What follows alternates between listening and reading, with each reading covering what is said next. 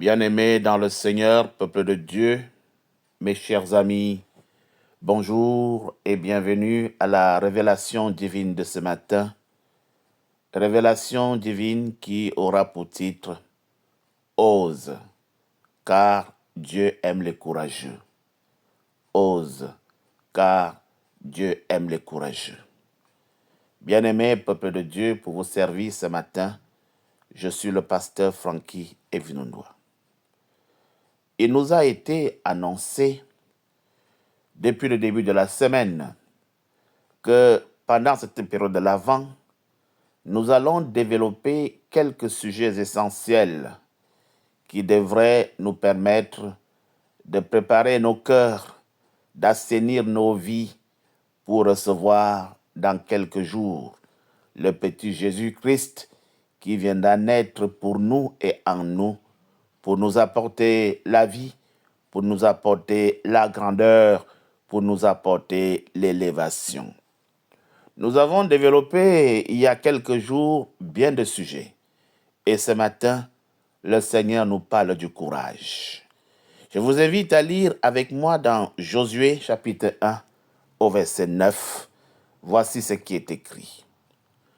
Ne t'ai-je pas dit, fortifie-toi et prends courage.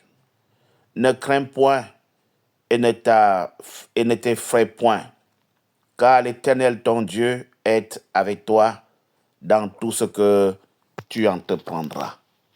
Parole du Seigneur. Mes chers amis, comme vous pouvez le constater, au travers de ces écrits, le courage est un attribut essentiel de la foi chrétienne.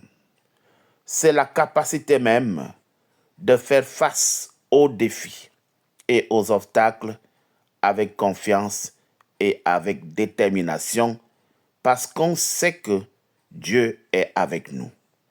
Le courage s'oppose à la peur, à la crainte, à la résignation, à l'abandon. Le courage s'oppose aux fainéants qui pour un rien se mettent à balbutier, pour un rien se mettent à trébucher, pour un rien se mettent à reculer et à abdiguer. Le courage nous impose de foncer, de ne pas nous retenir, de croire que c'est encore possible. Le courage nous invite à ne pas baisser les bras, à ne pas dire « je ne peux pas, c'est trop compliqué, c'est trop dur ». Non, le courage, c'est une invitation à la foi affirmative. Savoir que si le Seigneur est avec moi, si le Seigneur est pour moi, rien ne m'est impossible. Je peux et je vais le faire. C'est pour cela que le Seigneur galvanise Josué qui panique. Il galvanise Josué qui voudrait reculer, qui a peur parce que la mission est immense, celle qui est devant lui. Cette mission se présente à Josué comme un Himalaya, une grosse montagne infranchissable. Comme toi aussi, tu fais face à des difficultés, tu fais face à des problèmes difficiles et tu tends à abandonner, tu tends à baisser les bras, tu tends à reculer, tu tends à abdiguer. Le Seigneur te recommande aujourd'hui de foncer.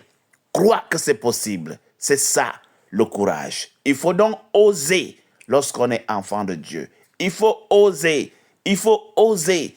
car le Seigneur aime les courageux. Mes chers amis, peuple de Dieu, vous devez apprendre ce matin que le courage est un fruit de l'esprit, car il est écrit dans le livre de Galates, au chapitre 5, versets 22 à 23, « Mais le fruit de l'esprit, c'est l'amour, la joie, la paix, la patience, la bonté, la bienveillance, la fidélité, la douceur, la maîtrise de soi, le courage. » Et le courage est l'une des qualités qui nous permet de vivre avec confiance et avec détermination. Est-ce que tu es courageux ou alors tu es lâche? La lâcheté est une faiblesse. La lâcheté n'est pas divine. La peur est une faiblesse. La peur n'est pas divine. La crainte est une faiblesse. La crainte n'est pas divine. Toi qui as toujours peur. Tenez par exemple, Jésus-Christ est l'exemple même du parfait courage. Il a montré du courage face à la souffrance. Il a montré du courage face à la mort, parce qu'il savait que Dieu était avec lui, parce qu'il savait que c'était la volonté de Dieu. Il a affronté la mort. Dans Jean, chapitre 18, du verset 1 au verset 11, je vous recommande de lire, parce que Jésus-Christ, sachant bien que là, dans le jardin de Gethsémane, la mort l'attend, il a quand même pris ses pieds et il a foncé dans ce jardin. Il n'est pas comme certains d'entre nous qui, lorsqu'il sent le danger, son cœur commence à battre la chamade et il abandonne. Il n'est pas comme certains d'entre nous qui ne parviennent même pas à affronter la réalité. Tu fuis, tu repousses, tu fuis, tu recules parce que tu as peur. Tu es chrétien, tu ne devrais pas avoir peur. Quelle que soit la situation qui est devant toi, lève-toi, affronte la situation avec véhémence parce que tu crois que le Seigneur est avec toi. Le Seigneur a dit, je te donne cette promesse. Il faut que tu sois courageux. Les promesses de Dieu sont nombreuses pour ceux qui sont courageux.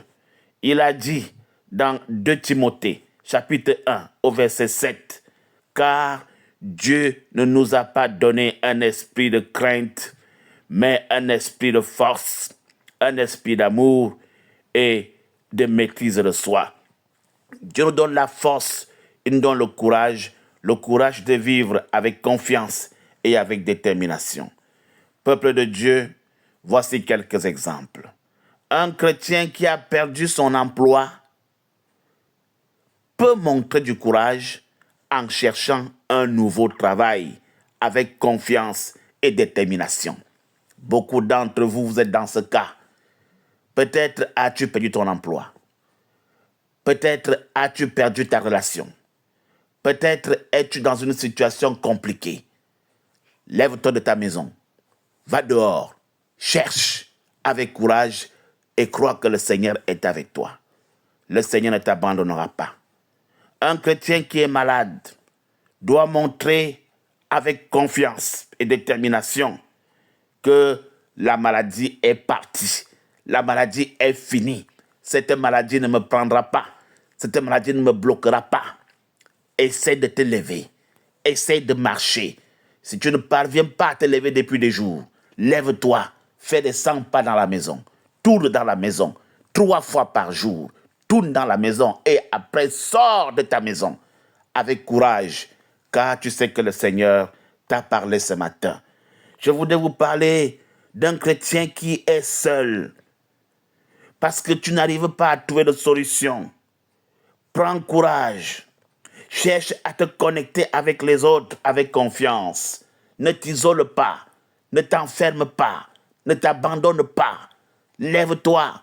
La solitude n'est pas bien. Ce n'est pas en t'enfermant dans ta maison, en te refermant sur toi-même que tu auras la solution.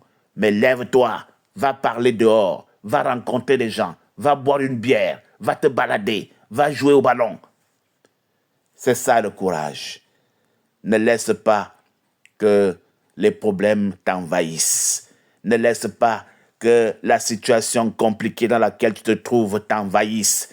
Ne laisse pas que la maladie t'engloutisse. Ne laisse pas que les gens te dominent. Lève la tête.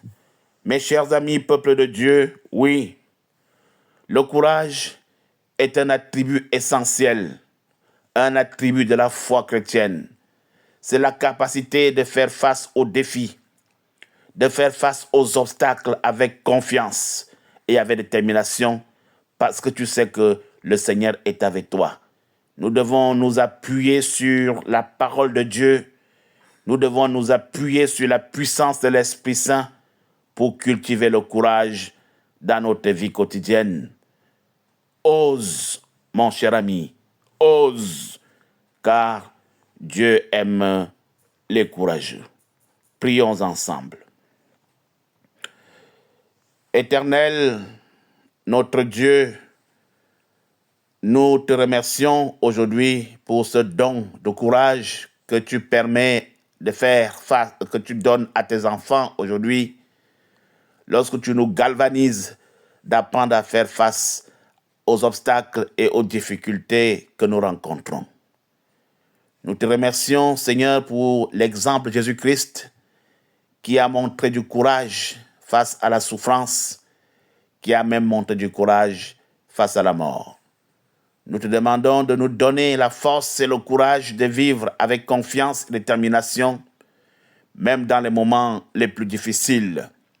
Aide-nous à nous appuyer sur ta parole.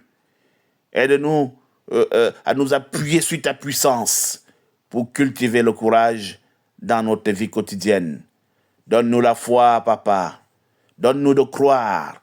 Donne-nous de croire que tu es avec nous et que tu nous aideras à surmonter tous les problèmes, tous les obstacles qui se dressent devant nous comme des grosses montagnes.